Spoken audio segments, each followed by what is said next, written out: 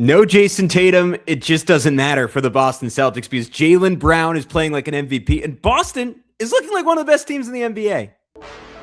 When that final buzzer rings, you know it's time for Locked On NBA Game Night. All the post-game reactions to every game across the league, every single night, with insights only the hosts at Locked On can provide. It's the true NBA fans' one stop for all the action. Every game, every night.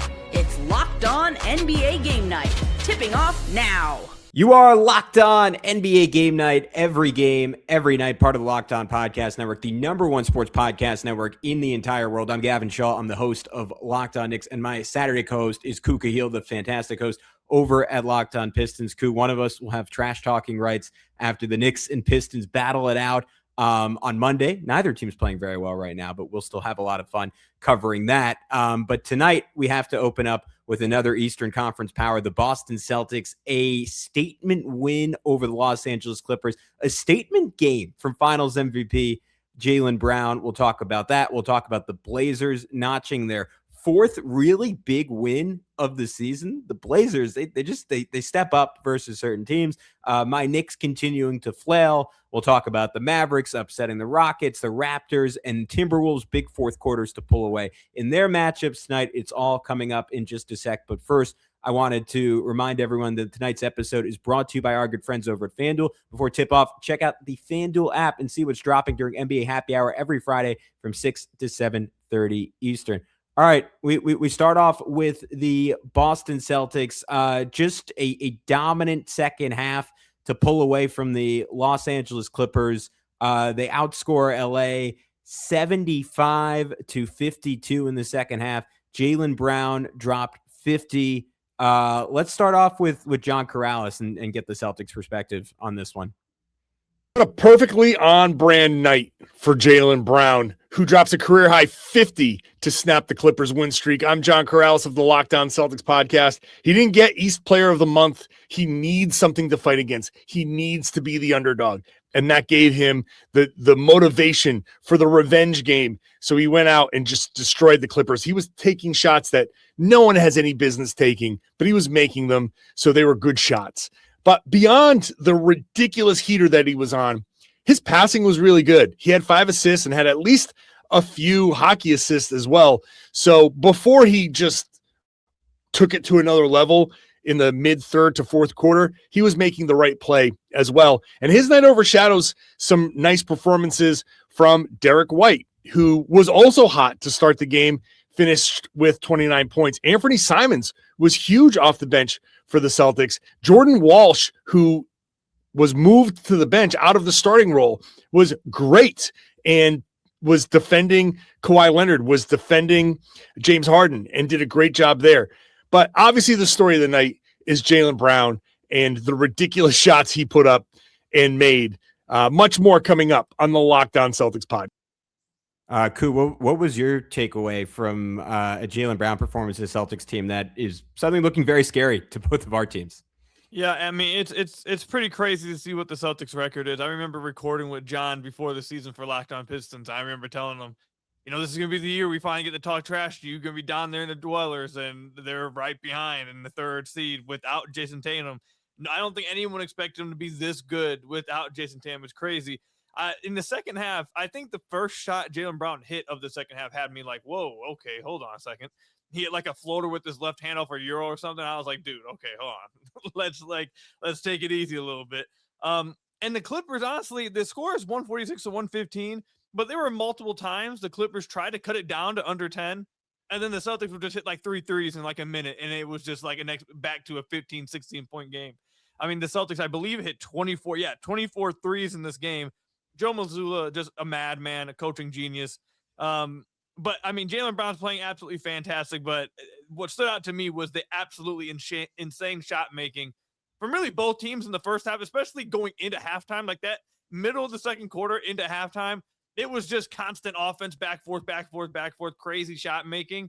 And eventually the Celtics that's probably going to be something the Celtics will beat you at if you engage in who's going to hit the most threes, how long will one team stay hot. Celtics will probably beat you in that. So that's what ended up happening here. But Jaylen Brown's great. Derek White's great. Like John said, Simons had a good game for him. But I thought this was for 3 quarters, it felt like a really fun offensive game to watch. I mean, the Clippers coming into this one, right, playing better than any team in the NBA. For those of you who haven't tracked them over the last 2 weeks and just kind of said, all right, I'm just going to get on my hands and knees and pray that the Oklahoma City Thunder don't end up with the number 1 pick in this draft. Because before that, the Clippers had won just one of their previous 11 games. And then coming into this one, I was all prepared, to make this just like a sing the praises of the Clippers start to this show. They were first in the NBA with a plus 21.6 net rating. That was 10 points better than anyone else in the NBA over that 6-game stretch. First in offensive rating, 127 per 100 possessions. First in defensive rating, giving up just 105. They beat the Lakers, Rockets, Pistons, all by double digits, averaged 16 points per game. They were weirdly better without Ivica Zubac, who coming into the season, like there was a case to be made that he was their second best player, and he got hurt right at the beginning of that Lakers game. He missed every game up to this one. He comes back tonight, and I don't want to say correlation equals causation, but they suddenly flounder. They really benefited from the spacing, I think, that Brook Lopez gave them. He shot 45% from 3 over that stretch. But to circle back on Jaylen Brown, we said 50 points, 5 assists, 18 to 26 from the field, 6 of 10 from 3. I go to that stretch in the third quarter. Clippers had cut it to 6. It was 85 to 79. And he rips off this run. A transition jumper, get the lead up to 8. Clippers come back with a 3. Says great. ISO 3 over Derek Jones Jr. Next time, high screen. Zubac and shallow drop. DJJ trailing, and he drains one right between the two of them. Another high screen from Garza. Snakes it. Great D by Brook Lopez. Doesn't matter. Puts one in his eye. Derek Jones Jr. on ice. So this is the last shot. It was the most outrageous one of all of them. Snatch back dribble into like a full step back. Pump fake. Derek Jones Jr. understandably bites on that because he's like, all right, you're out of moves, buddy. And then he just steps through and hits like a leaning 3. That's a shot throughout his career he's made, but this year just seems to be hitting it at higher rates, just like the contested shot making. Like I never thought I'd say, even though he's always been good at it, that Jaylen Brown was just flat out one of the best shot makers on planet Earth. And he's clearly like in a category with maybe 2 or 3 guys at this point. Just ridiculous. But before we wrap this up, let's real quick get the Clippers perspective on this one from our buddy Darian Vaziri, who is in LA at the game tonight. 6-game winning streak has come to an end, 146 to 115 at the hands of the Boston Celtics. This game saw the return of Ivica Zubac, but he was on a minutes restriction, so there's not much really to take from it. But Jaylen Brown was the best player on the floor by far, putting on an MVP-like campaign so far this season, 50 points. He had an answer for every coverage the Clippers threw at him. Blitzing, hedging, drop coverage. He cooked everything. And the role players made 3s. Celtics had another one of those games where they shot over 40% from 3. They got contributions from everyone. And Derek White outscored Kawhi Leonard. The way we've been playing, Kawhi has been the reason why we've gotten back into the swing of things, gotten in a winning streak. Derek White and Jaylen Brown both outplayed Harden and Kawhi, and they did a better job on the glass, and they took advantage of our turnovers, so they were just a better team by a lot. And the Clippers have a lot of defensive things to work out, but we'll see how they respond against Golden State. Obviously, Clippers just victim of a generational performance tonight. What have you seen from them over this recent run? And what's kind of your level of optimism about this, like not being a blip on the radar, and then like just because the middle part of the West is maybe not quite as good as we projected, like maybe making a run at the play-in and beyond? No, I expect them to get to the play-in. I think I don't think they'll get into the playoffs without going through the play-in, but I do expect them to get into the play-in. I mean, Kawhi, I know he didn't play well tonight, but the heater he was on the last 2 weeks or so was maybe the best stretch of his career. Like the stuff he was doing during this stretch was absolutely like alien-like. It was just insane. Trust me. What he did to the Pistons last week was just, it was nasty. It was bad. It was really bad. And he was playing exceptional heading into this game. Eventually, he was going to come back down to earth or have a down game. Like he wasn't going to be able to continue to score, I think, like 38 a game on crazy efficiency. He wasn't going to be able to continue to do this over and over and over again. I think that might be the concern for the Clippers, that, okay, what happens when Kawhi doesn't go cyborg and just, goes automatic? Is this what it's going to look like? I am interested to see how they continue to use Zubac, because he is one of those guys that coming into the year, I thought, okay, this is one of the best centers in the NBA. He might be their second best player coming into the year. And like you mentioned, they played really well with Brook Lopez spacing the floor out. This is a team I think just has too much talent to not end up in the play-in. They started off really bad this season, but they started to find their way. They have too much talent to not be a play-in team. So I fully expect them to get there. Kawhi, I forget what he said. I think Kawhi said that Ty Lue told him that they need to be 35-20 the rest of the way, or somewhere around there. I think they'll get to the play-in, and if they hit the right gear at the right time, they could be scary. I think maybe, but I don't think that they'll miss the play-in. I don't think we need to be worried about the OKC Thunder, thank God, which might be the biggest takeaway from this. Yeah, I mean, it could set up just a nightmare scenario for the Denver Nuggets with all the injuries they have if they fall to the 7 spot and somehow have to play the Clippers in like a first or second play-in game. That could get a little bit scary for Denver, and you hope for their sakes they avoid that. Just so reliant the Clippers are on those role guys, like when Kawhi gets splits, when Harden gets splits, being able to make plays. Obviously, having Zubac back will help as an outlet, and they'll continue to try to balance that trade-off between what he brings around the rim and what Brolo brings in terms of spacing the floor. But we have to keep this moving because we're covering the entire NBA here. Mavs Rockets next as Dallas pulls off a big upset in a battle of 2 Texas rivals. We'll talk about that in just a sec right here on Locked On NBA Game Night.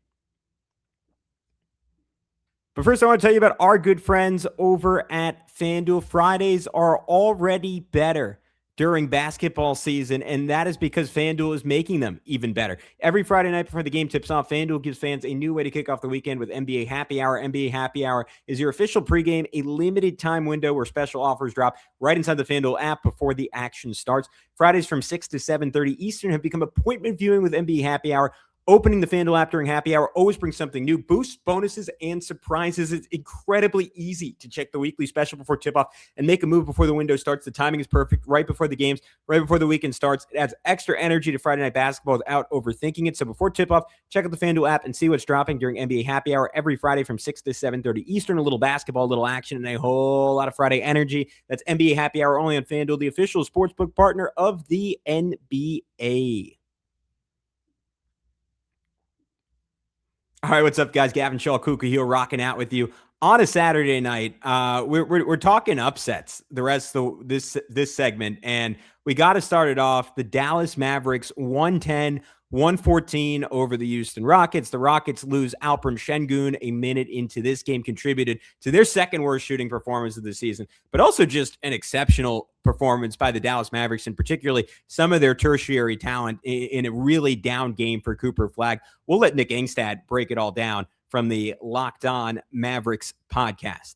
Play well against the Houston Rockets after a really rocky start. Anthony Davis scored 12 points to end that first quarter, and he just went on a run. It was a really good game from him. But Max Christie, probably the story of the game for the Dallas Mavericks, 24 points, just an outburst, some dunks and ups we have not seen from Max Christie. I don't know what was going on with him in this game. 24 points on 10 of 13 shooting, 4 of 6 from 3. He's been by far the Mavericks' best three-point shooter, one of the best three-point shooters in the NBA this season. Also had 7 rebounds, a couple of assists in this game. And he was just attacking over and over again, attacking the matchup with Jabari Smith Jr., attacking anybody basically.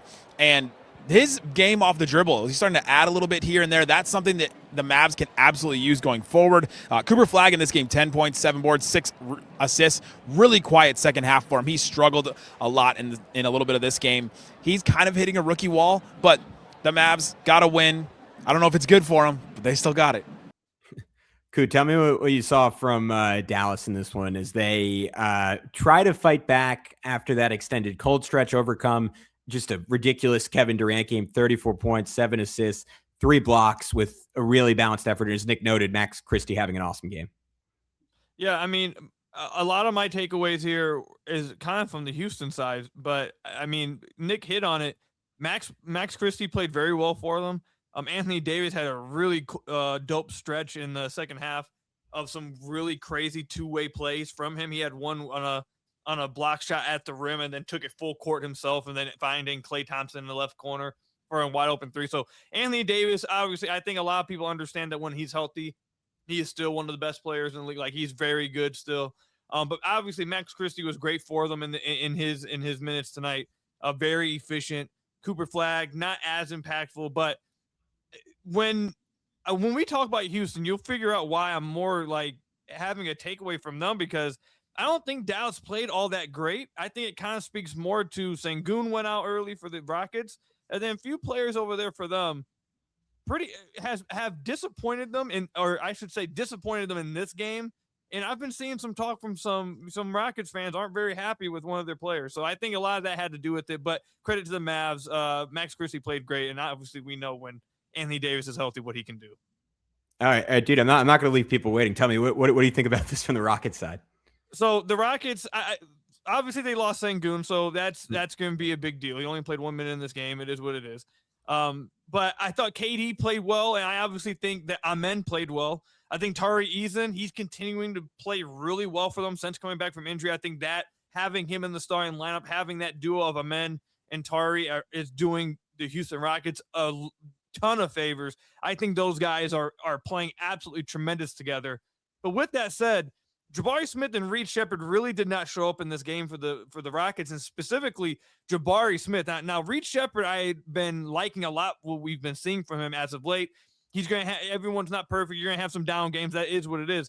But Jabari Smith really struggled in this game, and just on some uncharacteristic things from him I saw in this game. He's been a little bit more inconsistent than you'd like to see him from beyond the arc as of late.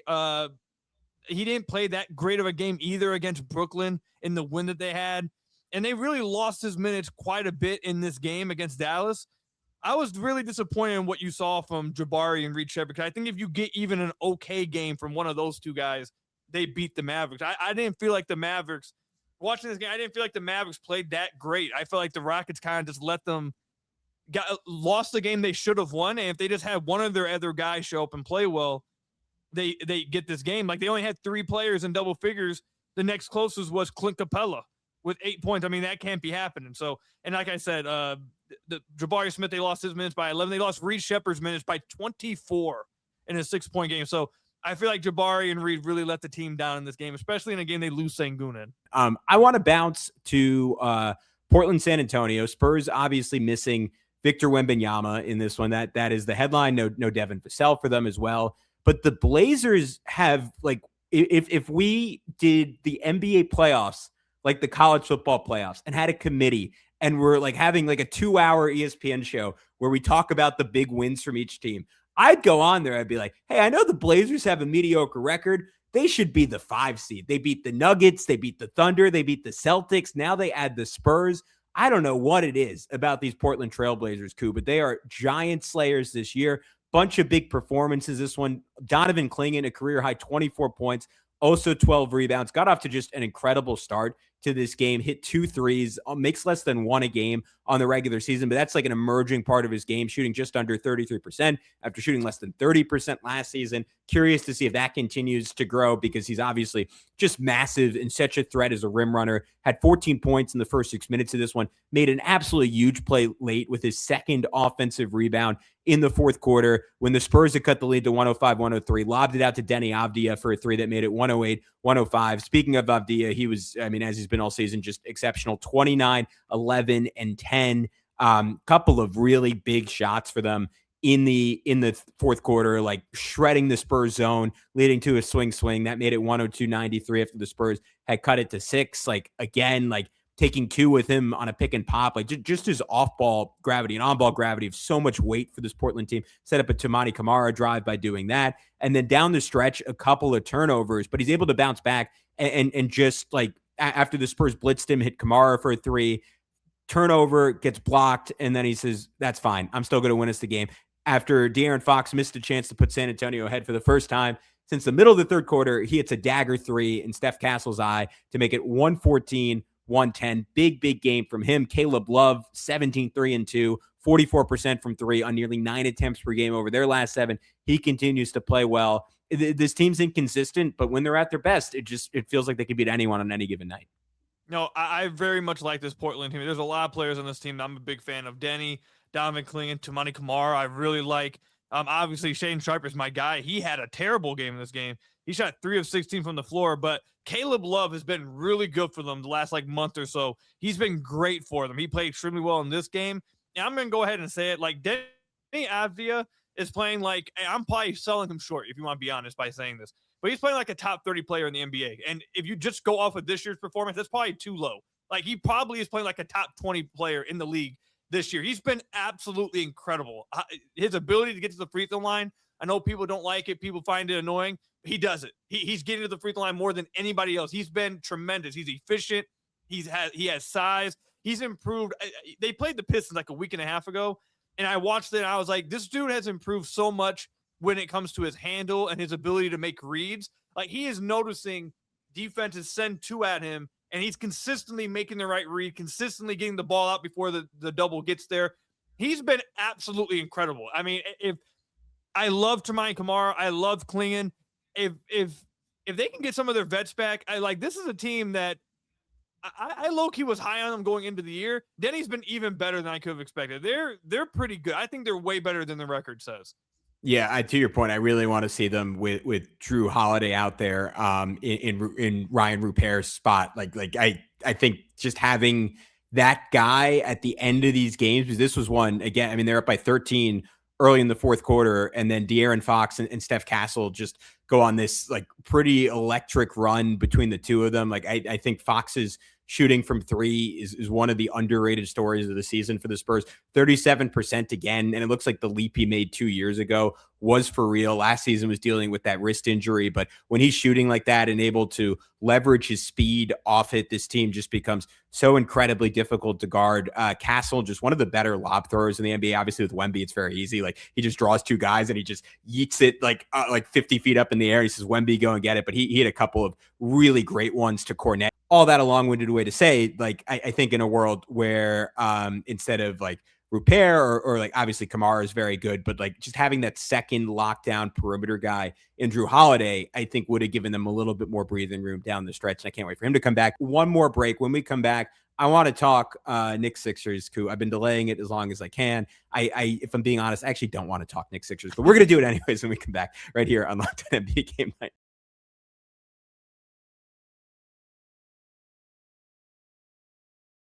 All right, Koo, I delayed it. I was hoping we would just hit 33 minutes and I'd have to end the show, but that unfortunately did not happen. So Mark Farzetta gets to tell me why my team sucks, the co-host of Locked On Sixers.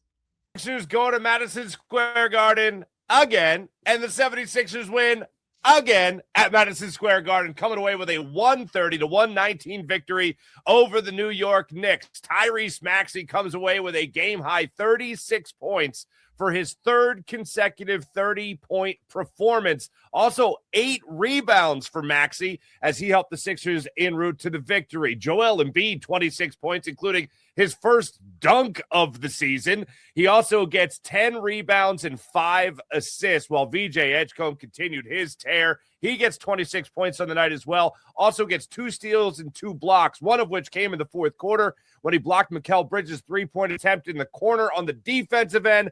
Runs the length of the floor, gets the outlet pass from Paul George, and slams it home as he got rewarded for his defensive effort as well as his hustle. Sixers come away with the win, and they go 3-2 on their 5-game road trip.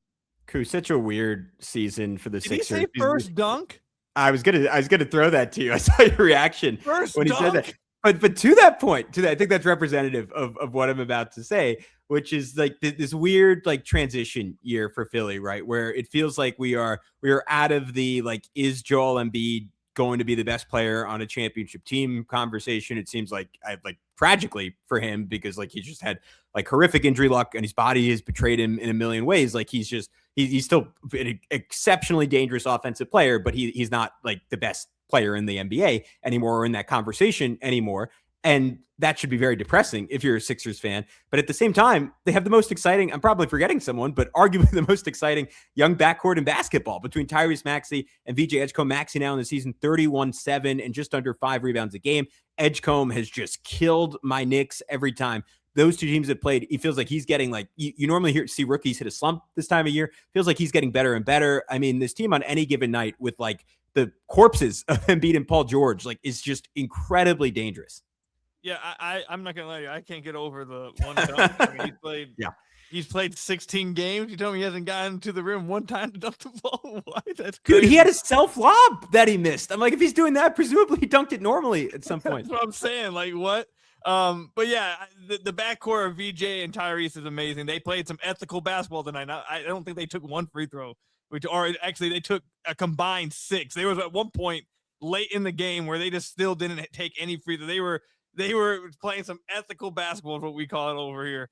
But yeah, Tyrese is playing exceptional this year. He's playing like an all-NBA guy, and being able to, not all teams are lucky like this. The Sixers happen to be, that when your franchise player just stops being a franchise player, you just have an immediate transition straight into, oh, well, we got Tyrese Maxey. Oh, and we also got another top pick just now, so we'll have VJ as well to go along with it. They're in a good position. I hope Embiid is playing well over the last week or so. Like his last few games, he's looking a lot better. So I'm, as a basketball fan, I just hope Joel Embiid finds some kind of nice last push to be like a large impact player. I don't want to see him go out like that, but I mean, yeah, the last 7 games averaging 28 on 60 true shooting. So if he can keep that up, they're dangerous, but they got a good thing going in the backcourt. All right, you call it ethical basketball. I call it a war crime on my mental health. So let's cut to Chris Persianen with Locked On Knicks for his perspective from MSG. Knicks is not off to the best start for the New York Knicks, who now have double the amount of losses at home after this weekend that they did going into it. 15-2 going into Friday night, and now after the Saturday night loss to the Philadelphia 76ers, they're 15-4 on their home court. So for New York, a good game from Jaylen Brunson, but Philadelphia, man, Tyrese Maxey, 36 points, VJ Edgecombe, Joel Embiid, 26 each. The Knicks got 20 points from Deuce McBride. They got like 16, 6 and 5 from Mikal Bridges. Jaylen Brunson was 10 of 21 from the floor, made a whole bunch of free throws. The offense was okay. It struggled in some parts, but what was really tough again for the Knicks was their defense, and the balanced scoring attack by Philadelphia shows that. Paul George added in 15. You had guys like Jared McCain out there looking like connective cogs in the offense. Dom Barlow kept putting pressure on the rim. It was rough for the Knicks, who had Karl Anthony Towns, who had Mitchell Robinson tonight, just missing Josh Hart and Landry Shamet, but it looked like it out there. They were missing their motor, their hustle guys, and to be honest, it looks like they're exhausted. So all right, so the New York Knicks, the curse of the NBA Cup coup is very, very real in my mind. Since the Cup, the Knicks have now played 10 games. Over that stretch, they are 5-5 per Cleaning the Glass, a minus 2.8 net rating, 25th ranked defense in the NBA. They've had some injuries, but I don't think that is an excuse or an explanation for a team that before that stretch, or even including some of that stretch, had won 15 of their last 18 games, looked like a bona fide NBA championship contender. Like, they are just exhausted, and it feels like they are going to be exhausted until the All-Star break. And the NBA gives you no reward for winning an NBA Cup championship, only punishment, apparently. I know that all sounds like sour grapes, and I will let all the audience in on a secret. It is absolutely sour grapes. So we will keep it moving so I don't get too depressed. Let's go to the Toronto Raptors against the Atlanta Hawks, where, man, RJ Barrett makes such a big difference for this Toronto team. I was never a big believer in his game. I was happy when the Knicks moved on from him. I celebrated that OG Anunoby was so incredibly good for the Knicks, and apparently it was just a clear-cut win of a trade for New York. And now it's starting to seem kind of like a win-win, right? Toronto opens this year really, really strong. They lose RJ. They go 5-9 without him. He comes back. They've won 2 of their last 3 now in the season, 16-6 in games that he plays. He was incredibly good in this one. 29 points, 11-19 from the field, 4 of 8 from 3, 16-0 fourth quarter run to open the fourth. That included 8 points from RJ. And this Raptors team looks whole again all of a sudden. Yeah, I mean, RJ's been tremendous for him. Like you mentioned, when he plays, they look like a completely different team. They very much struggled without him.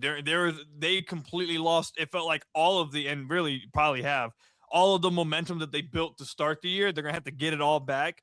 But RJ coming back and playing well, when you have Brandon Ingram score 29 on 15 shot attempts, that's, you're probably going to win a game. Raptors tilted this game in that aforementioned fourth quarter run, almost all of it coming in transition. They are the NBA's best transition team, despite ranking 25th in pace. That is one of the craziest stats in basketball this year. But let's keep it moving, and let's get the perspective from the Atlanta Hawks from Brad Rowland.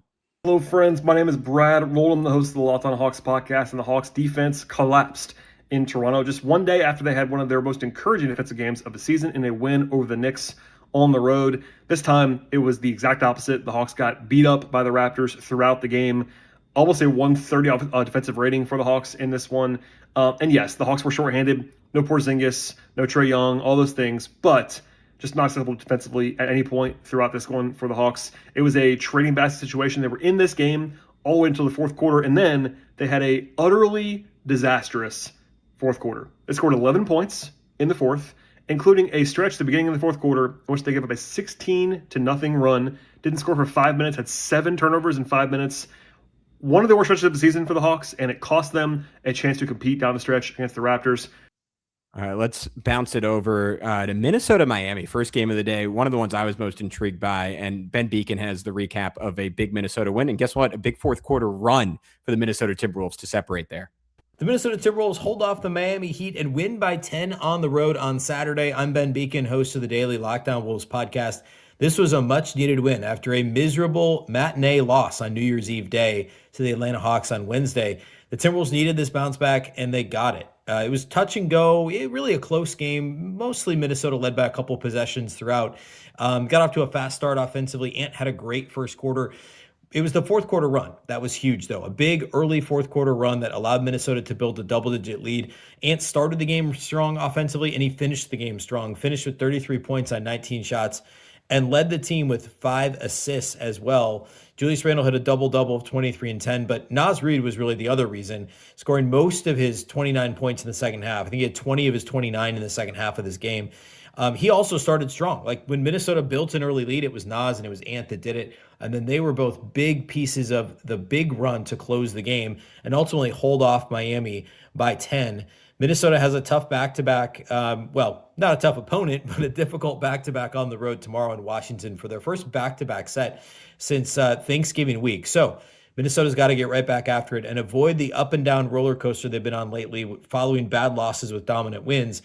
They had the dominant win, at least close dominant against Miami. How are they going to respond on Sunday against the Wizards?